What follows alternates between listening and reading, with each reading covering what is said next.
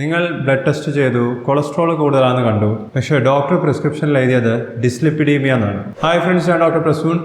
Dyslipidaemia എന്ന് പറഞ്ഞാൽ എന്താണ്, ഇതിന്റെ ലക്ഷണങ്ങൾ എന്തൊക്കെയാണ്, എന്തുകൊണ്ടാണ് ഡിസ്ലിപ്പിഡീമിയ ഉണ്ടാവുന്നത്, ഇതിന്റെ ട്രീറ്റ്മെന്റ് ഓപ്ഷൻസ് എന്തൊക്കെയാണ്, എന്തെങ്കിലും തരത്തിലുള്ള സപ്ലിമെന്റ്സ് കഴിച്ചാൽ ഡിസ്ലിപ്പിഡീമിയ കൺട്രോൾ ചെയ്യാൻ സാധിക്കുമോ ഇല്ലേ, ഇതെല്ലാം നമുക്ക് ഈ വീഡിയോയിൽ നോക്കാം. Welcome back to doctor. നമുക്ക് തുടങ്ങാം. ഡിസ്ലിപ്പിഡീമിയയും ഹൈ കൊളസ്ട്രോളും നമുക്ക് ഒരേപോലെ ഉപയോഗിക്കാവുന്ന രണ്ട് വാക്കുകളാണ്, ടേംസ് ആണ്. ഡിസ്ലിപ്പിഡീമിയ എന്ന് പറഞ്ഞാൽ കുറച്ചും കൂടി ബ്രോഡ് ആയിട്ടുള്ള ടേമാണ്. രക്തത്തിലുള്ള ലിപ്പിഡ്സിന്റെ മെറ്റബോളിസത്തിലാണ് ഡിസ്ലിപ്പിഡീമിയയിൽ പ്രശ്നങ്ങൾ ഉണ്ടാകുന്നത്. നമ്മളുടെ രക്തത്തിൽ പലതരത്തിലുള്ള ലിപ്പിഡ്സ് ഉണ്ട്, ഫാറ്റ് ഉണ്ട്. അതിലൊരെണ്ണമാണ് ഈ പറയുന്ന കൊളസ്ട്രോൾ എന്ന് പറയുന്നത്. അപ്പോൾ ഡിസ്ലിപ്പിഡീമിയ ബ്ലഡ് ടെസ്റ്റ് ചെയ്ത് കഴിഞ്ഞാലാണ് കണ്ടുപിടിക്കാൻ സാധിക്കുന്നത്. സാധാരണ രീതിയിൽ ഹൈ കൊളസ്ട്രോൾ എന്ന് പറഞ്ഞു കഴിഞ്ഞാൽ ടോട്ടൽ കൊളസ്ട്രോളും LDL കൊളസ്ട്രോളും കൂടുന്നതിനെയാണ് നമ്മൾ ഉദ്ദേശിക്കുന്നത്. പക്ഷേ ഡിസ്ലിപ്പിഡീമിയയിൽ ഇത് രണ്ടും മാത്രമല്ല, ഏത് തരത്തിലുള്ള കൊളസ്ട്രോളിൻ്റെ ലെവലിൽ വേണമെങ്കിലും മാറ്റങ്ങൾ ഉണ്ടാവാം. അത് ടോട്ടൽ കൊളസ്ട്രോൾ ആവാം, LDL കൊളസ്ട്രോൾ കൂടുന്നതാവാം, ട്രൈഗ്ലിസറൈഡ്സിൻ്റെ അളവ് കൂടുന്നതാവാം, അല്ലെങ്കിൽ HDL കൊളസ്ട്രോൾ കുറയുന്നതാവാം. ഇതിനെ എല്ലാത്തിനെയും നമുക്ക് ഡിസ്ലിപ്പിഡീമിയ എന്ന് പറയാൻ സാധിക്കും. ഡിസ്ലിപ്പിഡീമിയയിൽ എപ്പോലിപ്പോപ്രോട്ടീൻ്റെ അളവിൽ പോലും വ്യത്യാസങ്ങൾ കാണാറുണ്ട്. ടോട്ടൽ കൊളസ്ട്രോളും HDL കൊളസ്ട്രോളും തമ്മിലുള്ള റേഷ്യോയിലും മാറ്റങ്ങൾ കാണാറുണ്ട്.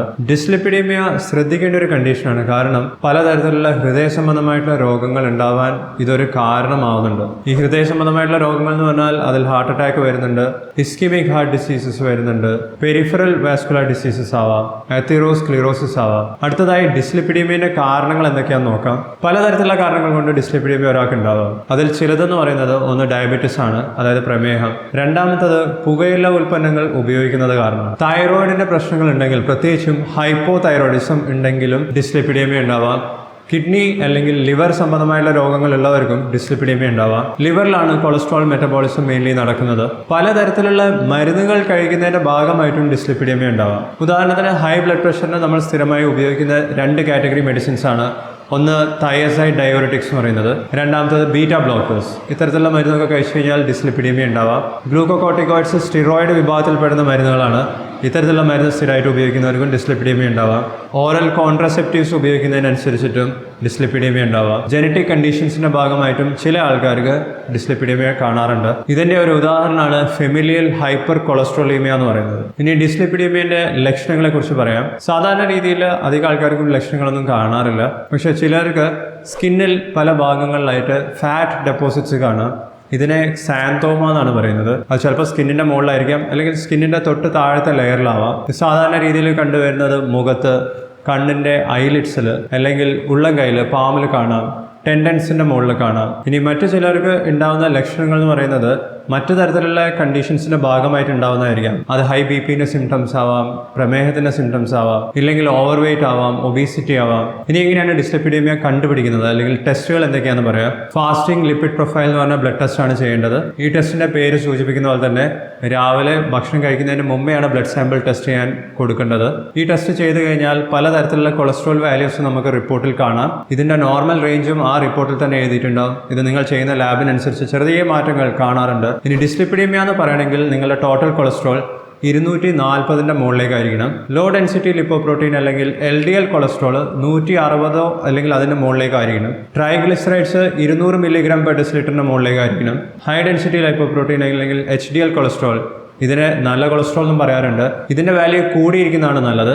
അപ്പോൾ ഡിസ്ലിപ്പിഡീമിയ എന്ന് പറയണമെന്നുണ്ടെങ്കിൽ HDL കൊളസ്ട്രോളിന്റെ വാല്യൂ 40 താഴേക്കായിരിക്കണം. ഇപ്പം ഞാൻ പറഞ്ഞ വാല്യൂസിലുള്ള മാറ്റങ്ങൾ ഏതെങ്കിലും ഒന്നോ അല്ലെങ്കിൽ ഇതിന്റെ കോമ്പിനേഷൻസോ ഉണ്ടെങ്കിൽ നമുക്ക് ഡിസ്ലിപ്പിഡീമിയ എന്ന് പറയാൻ സാധിക്കും. ഇനി ചിലപ്പോൾ നിങ്ങളുടെ ഡോക്ടർ മറ്റു തരത്തിലുള്ള ടെസ്റ്റുകളും ചെയ്യാൻ പറഞ്ഞേക്കാം. ഉദാഹരണത്തിന് ബ്ലഡ് പ്രഷർ നോക്കാൻ പറയാം, പ്രമേഹത്തിന് ബ്ലഡ് ഷുഗർ ലെവൽ നോക്കാൻ പറയാം, HbA1c ടെസ്റ്റ് ചെയ്യാൻ പറഞ്ഞേക്കാം. ഇത്തരത്തിലുള്ള ടെസ്റ്റുകളൊക്കെ ചെയ്യുന്നത് ഡിസ്ലിപ്പിഡീമിയന്റെ കൂടെ മറ്റു തരത്തിലുള്ള കാർഡിയോ വാസ്കുലർ റിസ്ക് ഫാക്ടേഴ്സ് ഉണ്ടോ എന്ന് കണ്ടുപിടിക്കാൻ വേണ്ടിയിട്ടാണ്. ഇനി നിങ്ങൾക്ക് ഡിസ്ലിപ്പിഡീമിയ ഉണ്ടെന്ന് കണ്ടെത്തി കഴിഞ്ഞാൽ നിങ്ങൾക്ക് വീട്ടിൽ നിന്ന് തന്നെ എന്തൊക്കെ കാര്യങ്ങൾ ചെയ്യാമെന്ന് പറയാം. ഇതാണ് നിങ്ങൾ എല്ലാവരും ആദ്യം ട്രൈ ചെയ്യേണ്ടത്.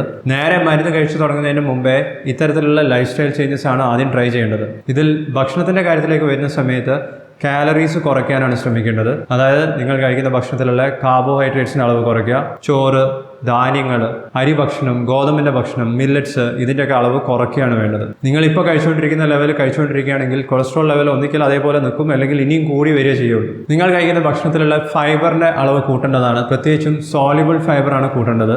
ഇതിന് കൂടുതൽ ഫ്രൂട്ട്സും വെജിറ്റബിൾസും കഴിക്കേണ്ടതാണ്. സാച്ചുറേറ്റഡ് ഫാറ്റിൻ്റെ അളവ് കുറയ്ക്കേണ്ടതാണ്. സാച്ചുറേറ്റഡ് ഫാറ്റ് കൂടുതലായിട്ടും കണ്ടുവരുന്നത് ബട്ടറിലും കോക്കനട്ട് ഓയിലൊക്കെയാണ്. അപ്പോൾ ഇത്തരത്തിലുള്ള കുക്കിംഗ് ഓയിലൊക്കെ നിങ്ങൾ ഉപയോഗിക്കുന്നുണ്ടെങ്കിൽ അതിൻ്റെ അളവ് കുറയ്ക്കുക. ഒരു ദിവസം കഴിക്കുന്ന ഫാറ്റ്സിൻ്റെ 10% മാത്രമേ സാച്ചുറേറ്റഡ് ഫാറ്റ്സ് ഉണ്ടാവാൻ പാടുള്ളൂ. ഇതിന് പകരം നിങ്ങൾക്ക് MUFA അഥവാ മോണോ അൺസാച്ചുറേറ്റഡ് ഫാറ്റി ആസിഡ്സോ അല്ലെങ്കിൽ PUFA അതായത് പോളി അൺസാച്ചുറേറ്റഡ് ഫാറ്റി ആസിഡ്സോ അടങ്ങിയിട്ടുള്ള കുക്കിംഗ് ഓയിൽ ഉപയോഗിക്കാം. പക്ഷേ ഇതും കൂടുതൽ ഉപയോഗിക്കാൻ പാടില്ല, ക്വാണ്ടിറ്റി കുറച്ചിട്ട് തന്നെ ഉപയോഗിക്കണം. നിങ്ങൾ മദ്യപിക്കുന്ന ഒരാളാണെങ്കിൽ മദ്യപാനം നിർത്തുന്നതാണ് ഡിസ്ലിപ്പിഡീമിയ കൺട്രോൾ ചെയ്യാൻ നിങ്ങളെ ഹെൽപ്പ് ചെയ്യാൻ പോകുന്നത്. മദ്യപാനം കണ്ടിന്യൂ ചെയ്തുകൊണ്ട് ഡിസ്ലിപ്പിഡീമിയ കൺട്രോൾ ചെയ്യാൻ വളരെ ബുദ്ധിമുട്ടാണ്. അതേപോലെ തന്നെയാണ് സ്മോക്കിംഗ്. സിഗരറ്റ് സ്മോക്കിങ്ങോ ബീഡിയോ മറ്റെന്ത് തരത്തിലുള്ള പുകയില ഉൽപ്പന്നങ്ങളാണെങ്കിലും അതിൻ്റെ ഉപയോഗം നിർത്തുന്നതാണ് നല്ലത്. ഇത് നിർത്തുന്നതിനനുസരിച്ചിട്ട് LDL കൊളസ്ട്രോളിൻ്റെ അളവും ടോട്ടൽ കൊളസ്ട്രോളിൻ്റെ അളവും തിരിച്ച് നോർമലിലേക്ക് കൊണ്ടുവരാൻ സാധിക്കും. HDL കൊളസ്ട്രോൾ കൂട്ടാൻ സാധിക്കും. ഹൃദയ സംബന്ധമായിട്ടുള്ള രോഗങ്ങൾ വരുന്നത് പ്രിവെന്റ് ചെയ്യാനും സാധിക്കും. നിങ്ങൾക്ക് വീട്ടിൽ നിന്ന് തന്നെ ചെയ്ത് നോക്കാൻ പറ്റുന്ന രണ്ടാമത്തെ കാര്യം എക്സസൈസ് ചെയ്യാന്നുള്ളതാണ്. ഇത് കേൾക്കുമ്പോൾ വളരെ നിസ്സാരാന്ന് തോന്നും, പക്ഷേ ഇത് പറയുന്നതിനേക്കാളും ബുദ്ധിമുട്ടാണ് ചെയ്ത് തുടങ്ങാൻ. നിങ്ങൾ ഇനിയും ചെയ്ത് തുടങ്ങിയിട്ടില്ലെന്നുണ്ടെങ്കിൽ ഇതൊരു ട്രീറ്റ്മെൻറ്റ് ഓപ്ഷൻ തന്നെയാണ്. നിങ്ങളുടെ HDL കൊളസ്ട്രോൾ കൂട്ടാനും LDL കൊളസ്ട്രോളിൻ്റെയും ട്രൈഗ്ലിസറൈഡ്സിൻ്റെയും ലെവൽ തിരിച്ച് നോർമലിലേക്ക് കൊണ്ടുവരാനും എക്സസൈസസ് ഹെൽപ്ഫുൾ ആണ്. കൂടുതലും നിങ്ങൾ ചെയ്യേണ്ടത് ഹാർട്ട് ബീറ്റ് കൂടുന്ന രീതിയിലുള്ള കാർഡിയോ എക്സസൈസ് ചെയ്യാന്നുള്ളതാണ്. ഒരു ദിവസം 20 മിനിറ്റിൻ്റെ അടുത്തെങ്കിലും കാർഡിയോ വർക്കൗട്ട്സ് ചെയ്യുക. നിങ്ങൾക്ക് വെയ്റ്റ് ട്രെയിനിങ് എക്സസൈസും ചെയ്യാം, അതായത് റെസിസ്റ്റൻസ് ട്രെയിനിങ് എക്സസൈസും ചെയ്യാം. പക്ഷേ അങ്ങനെ ചെയ്യുന്ന സമയത്ത് ചെറിയ വെയിറ്റ് എടുക്കുക, നമ്പർ ഓഫ് റെപ്പറ്റീഷൻസ് കൂട്ടുക, നമ്പർ ഓഫ് സെറ്റ് അത് കൂട്ടുക. വേറൊരു കാര്യം നിങ്ങൾ പ്രത്യേകം ശ്രദ്ധിക്കേണ്ടത്, നിങ്ങൾക്ക് മറ്റു തരത്തിലുള്ള കണ്ടീഷൻസ് ഉണ്ടെങ്കിൽ, ഉദാഹരണത്തിന് പ്രമേഹം ഉണ്ടെങ്കിൽ അതിൻ്റെ ട്രീറ്റ്മെൻറ്റ് കണ്ടിന്യൂ ചെയ്യേണ്ടത് തന്നെയാണ്. ഹൈ ബ്ലഡ് പ്രഷറിന് നിങ്ങൾ മെഡിസിൻസ് കഴിക്കുന്നുണ്ടെങ്കിൽ അത് കണ്ടിന്യൂ ചെയ്യണം. നിങ്ങൾക്ക് ഒബ്സ്ട്രക്റ്റീവ് സ്ലീപ്പ് ഏപ്നിയ ഉണ്ടെങ്കിൽ, നിങ്ങൾ CPAP മെഷീൻ ഉപയോഗിക്കുന്നുണ്ടെങ്കിൽ അതിനെക്കൊണ്ട് തന്നെ ടോട്ടൽ കൊളസ്ട്രോളും LDL കൊളസ്ട്രോളൊക്കെ നോർമലാക്കാൻ പറ്റുമെന്നാണ് പറയുന്നത്. ഇനി നിങ്ങൾക്ക് എല്ലാവർക്കും അറിയാൻ താല്പര്യമുള്ള വിഷയത്തിലേക്ക് വരാം. സപ്ലിമെന്റ്സ് ഏതൊക്കെയാണ് കഴിക്കേണ്ടത് ഡിസ്ലിപ്പിഡീമിയ കൺട്രോൾ ചെയ്യാൻ? പലതരത്തിലുള്ള സപ്ലിമെന്റ്സ് സ്റ്റഡി ചെയ്തിട്ടുണ്ട്. മനുഷ്യന്മാരിൽ നടത്തിയിട്ടുള്ള ട്രയൽസ് ഏകദേശം 5 എണ്ണമാണ് പ്രോപ്പർ ആയിട്ടുള്ളത്. ഇതിൽ ഏകദേശം 40,000 അടുത്ത ആൾക്കാർ പാർട്ടിസിപ്പേറ്റ് ചെയ്തിട്ടുണ്ട്.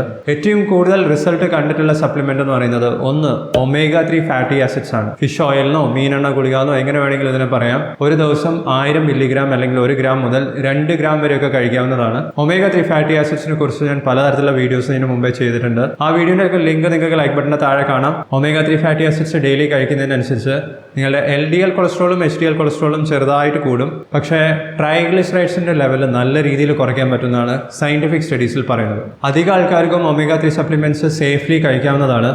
പക്ഷേ നിങ്ങൾ ആൻറ്റി കോയഗുലൻസ് കഴിക്കുന്നുണ്ടെങ്കിൽ, ഉദാഹരണത്തിന് വാർഫാരിൻ പോലത്തെ ടാബ്ലറ്റ്സ് കഴിക്കുന്നുണ്ടെങ്കിൽ, രക്തം കട്ട പിടിക്കാതിരിക്കാനുള്ള മരുന്നിൻ്റെ കാര്യമാണ് പറയുന്നത്. ഇത്തരത്തിലുള്ള മരുന്നിൻ്റെ കൂടെ omega-3 ഫാറ്റി ആസിഡ്സ് കഴിക്കുന്നതിന് മുമ്പേ നിങ്ങളുടെ ഡോക്ടറുമായിട്ട് തീർച്ചയായിട്ടും ചർച്ച ചെയ്യുക. കാരണം ഇത് തമ്മിൽ ഇൻട്രാക്ഷൻ ഉണ്ടാവാൻ ചാൻസ് ഉണ്ട്. ഇന്റേണൽ ബ്ലീഡിംഗ് ഉണ്ടാക്കാനുള്ള റിസ്ക് ചെറുതായിട്ട് കൂട്ടുന്നതാണ് പറയുന്നത്. ആസ്പിരിൻ്റെ കൂടെയോ ക്ലോപ്പിഡോഗ്രിലിൻ്റെ കൂടെയോ ഒന്നും omega-3 ഫാറ്റി ആസിഡ്സ് കഴിക്കുമ്പോൾ ഇത്തരത്തിലുള്ള വലിയ പ്രശ്നങ്ങളൊന്നും കാണാറില്ല സാധാരണ രീതിയിൽ. രണ്ടാമത്തെ സപ്ലിമെന്റ് നിങ്ങൾക്ക് ട്രൈ ചെയ്യാവുന്നത് വെളുത്തുള്ളിയാണ്. ഗാർലിക് സപ്ലിമെന്റ്സിന്റെ രൂപത്തിലും കിട്ടുന്നുണ്ട്. ഇതിനെക്കുറിച്ചും ഞാൻ സെപ്പറേറ്റ് ഒരു വീഡിയോ ചെയ്തിട്ടുണ്ട്. LDL കൊളസ്ട്രോളും ടോട്ടൽ കൊളസ്ട്രോളും കുറയ്ക്കാൻ ഗാർലിക് സപ്ലിമെന്റ്സ് ഹെൽപ്ഫുൾ ആണെന്നാണ് പറയുന്നത്. പക്ഷേ HDL കൊളസ്ട്രോൾ കൂട്ടാൻ ഇതിൽ വലിയ റോൾ ഉണ്ടോ എന്നുള്ളത് നമുക്ക് ഇനിയും പ്രൂവ് ചെയ്യാൻ സാധിച്ചിട്ടില്ല. മൂന്നാമത്തെ സപ്ലിമെന്റ് സിലിയം ആണ്. സിലിയം ഒരു ചെടിയുടെ എക്സ്ട്രാക്ട് ആണ്. സിലിയത്തിന്റെ ഹസ്ക് നമുക്ക് ഉപയോഗിക്കാം, പൊടിച്ചിട്ട് പൗഡർ രൂപത്തിൽ ഉപയോഗിക്കാം. കോൺസ്റ്റിപ്പേഷൻ അല്ലെങ്കിൽ മലബന്ധത്തിന് ഉപയോഗിക്കാൻ പറ്റുന്ന സപ്ലിമെന്റ്സിൽ സിലിയം ഞാൻ കവർ ചെയ്തിട്ടുണ്ട്. തുടങ്ങുന്ന സമയത്ത് ഒരു ദിവസം 5 ഗ്രാം വരെയൊക്കെ സിലിയം ഫൈബർ കഴിച്ചു തുടങ്ങാം. ഇത് ഫൈബറാണ്. ഫൈബറിന് കൊളസ്ട്രോൾ അബ്സോർപ്ഷൻ കുറയ്ക്കാനുള്ള കഴിവാണുള്ളത്. HDL കൊളസ്ട്രോൾ ഒഴിച്ച് ബാക്കി എല്ലാ തരത്തിലുള്ള കൊളസ്ട്രോൾ, ഇതിനെല്ലാത്തിനും കൂടിയും non-HDL കൊളസ്ട്രോൾ എന്നാണ് പറയുക. ഇതിലാണ് LDL, VLDL, IDL ഇത്തരത്തിലുള്ള കൊളസ്ട്രോളൊക്കെ വരുന്നത്. ഇതിനെയൊക്കെ കുറയ്ക്കാൻ സിലിയം ഫൈബർ ഹെൽപ്ഫുൾ ആണെന്നാണ് പറയുന്നത്. ഇത് മാത്രമല്ല എപ്പോലിപ്പോപ്രോട്ടീൻ ബിന്റെ അളവ് കുറയ്ക്കാനും സിലിയം ബെനിഫിഷ്യൽ ആണ് ചില സ്റ്റഡീസിൽ പറയുന്നുണ്ട്. ഇനി ഇതിന് പുറമെ നിങ്ങൾക്ക് ട്രൈ ചെയ്യാവുന്ന മറ്റ് ചില സപ്ലിമെന്റ്സ് എന്ന് പറയുന്നത് ഫോളിക് ആസിഡ് ആണ്. ഫോളേറ്റ് 5 മില്ലിഗ്രാം വരെയൊക്കെ ട്രൈ ചെയ്യാം. പക്ഷേ ഇതൊന്നും ലോങ് ടേം കഴിക്കുന്നതിന് മുമ്പേ ഡോക്ടേഴ്സുമായി കൺസൾട്ട് ചെയ്യുന്നത് തന്നെയാണ് നല്ലത്. നിയാസിനും കൊളസ്ട്രോൾ ലെവൽ കുറയ്ക്കാനുള്ള കഴിവുണ്ടെന്ന് പറയുന്നുണ്ട്. പക്ഷേ ഞാൻ ആദ്യം പറഞ്ഞ സപ്ലിമെന്റ്സിനെ വെച്ച് കമ്പയർ ചെയ്യുമ്പോൾ നിയാസിന് സൈഡ് എഫക്ട്സ് കുറച്ച് കൂടുതലാണ്. ഇത്തരത്തിലുള്ള ലൈഫ് സ്റ്റൈൽ ചേഞ്ചസും സപ്ലിമെന്റ്സ് ഒക്കെ എടുത്തു കഴിഞ്ഞ് 3 മാസം കഴിഞ്ഞാൽ നിങ്ങൾ ഈ ടെസ്റ്റ് വീണ്ടും റിപ്പീറ്റ് ചെയ്യുക. അതായത് ഫാസ്റ്റിംഗ് ലിപ്പിഡ് പ്രൊഫൈൽ എന്ന് പറഞ്ഞ ടെസ്റ്റ് വീണ്ടും റിപ്പീറ്റ് ചെയ്യുക. എന്നിട്ട് ആദ്യത്തെ വാല്യൂ വെച്ചിട്ട് കമ്പയർ ചെയ്ത് നോക്കണം. ഓരോ വാല്യൂസും നോർമലിലേക്ക് വന്നിട്ടില്ല എന്നുണ്ടെങ്കിൽ നിങ്ങൾ ഡോക്ടറെ കാണേണ്ടത് തന്നെയാണ്. പ്രത്യേകിച്ചും നിങ്ങൾക്ക് മറ്റു തരത്തിലുള്ള കാർഡിയോവാസ്കുലർ റിസ്ക് ഫാക്ടേഴ്സ് ഉണ്ടെങ്കിൽ, അതായത് ഓവർ വെയിറ്റ് ആണ്, ഹൈ ബ്ലഡ് പ്രഷർ ഉണ്ട്, ഡയബറ്റിസ് ഉണ്ടെങ്കിൽ, ഓൾറെഡി ഹാർട്ട് ഡിസീസ് ഉണ്ടെങ്കിൽ നിങ്ങൾ തീർച്ചയായിട്ടും ഡോക്ടേഴ്സിനെ കാണേണ്ടത് തന്നെയാണ്. ഇങ്ങനത്തെ അവസ്ഥയിലാണ് മെഡിക്കൽ ട്രീറ്റ്മെന്റ് സ്റ്റാർട്ട് ചെയ്യുന്നത്. മെഡിക്കൽ ട്രീറ്റ്മെന്റ് എല്ലാവർക്കും ഒരുപോലെയല്ല. പക്ഷേ ഏറ്റവും കോമൺ ആയിട്ട് ഉപയോഗിച്ചുകൊണ്ടിരിക്കുന്ന മെഡിസിൻസ് ഒന്ന് സ്റ്റാറ്റിൻസ് എന്ന് പറഞ്ഞ വിഭാഗത്തിൽപ്പെടുന്ന മരുന്നുകളാണ്. മരുന്നിൻ്റെ പേരിൻ്റെ അവസാനം സ്റ്റാറ്റിൻ ഉണ്ടാവും.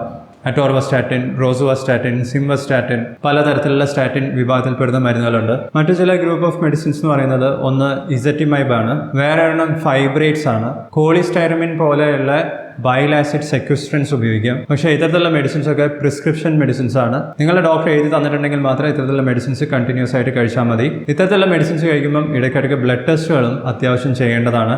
വർഷത്തിൽ 2 പ്രാവശ്യമെങ്കിലും വീണ്ടും ഫാസ്റ്റിംഗ് ലിപ്പിഡ് പ്രൊഫൈലൊക്കെ ചെയ്ത് നോക്കേണ്ടതാണ്. നിങ്ങൾക്ക് ഡിസ്ലിപ്പിഡീമിയ ഉണ്ടെങ്കിൽ ഓൺലൈനായി ഡോക്ടേഴ്സുമായി അതെങ്ങനെ മാനേജ് ചെയ്യണം എന്നുള്ള കാര്യം ഡിസ്കസ് ചെയ്യാവുന്നതാണ്. ഡിസ്ലിപ്പിഡീമിയ പോലെയുള്ള ലൈഫ് സ്റ്റൈൽ കണ്ടീഷൻസ് മാനേജ് ചെയ്യാൻ ഓൺലൈൻ ഡോക്ടർ കൺസൾട്ടേഷൻസ് വളരെയധികം ഇഫക്റ്റീവാണ്. എളുപ്പത്തിൽ നിങ്ങൾക്ക് ചെയ്യാനും സാധിക്കും. ഹോസ്പിറ്റലിൽ പോയി ക്യൂ നിൽക്കണമെന്നുമില്ല. ഡോഫോഡി അത്തരത്തിലുള്ള ഒരു പ്ലാറ്റ്ഫോമാണ്. കേരളത്തിലുള്ള എക്സ്പേർട്ട് ആയിട്ടുള്ള സ്പെഷ്യലിസ്റ്റ് ഡോക്ടേഴ്സുമായി നിങ്ങൾക്ക് ഡോഫോഡി വഴി കൺസൾട്ടേഷൻ ബുക്ക് ചെയ്യാവുന്നതുമാണ്. അവരുടെ അഡ്വൈസ് നിങ്ങൾക്ക് എടുക്കാവുന്നതുമാണ്. ഡോഫോഡിൻ്റെ ലിങ്ക് നിങ്ങൾക്ക് ലൈക്ക് ബട്ടൻ്റെ താഴെ കാണാം. നിങ്ങൾക്ക് ഇനി ഡിസ്ലിപ്പിഡീമിനെ കുറിച്ച് കൂടുതൽ എന്താണ് അറിയാൻ താല്പര്യമുള്ളത് വീഡിയോയുടെ താഴെ കമൻറ്റ് ചെയ്യുക. ഞാൻ അതിനെക്കുറിച്ചും വീഡിയോ ചെയ്യാൻ ശ്രമിക്കുന്നതായിരിക്കും. ഇതിനു മുമ്പേ ഞാൻ കൊളസ്ട്രോളിനെ കുറിച്ച് കുറേ വീഡിയോസ് ചെയ്തിട്ടുണ്ട്. അതെല്ലാം നിങ്ങൾക്ക് ഈ പ്ലേലിസ്റ്റിൽ കാണാം. നിങ്ങൾക്ക് ഈ വീഡിയോ ഇഷ്ടപ്പെട്ടിട്ടുണ്ടെങ്കിൽ ലൈക്ക് ചെയ്യുക, ഷെയർ ചെയ്യുക. Thank you for watching. Thanks for subscribing. ഞാൻ നിങ്ങളെ അടുത്ത വീഡിയോയിൽ കാണാം. ബൈ.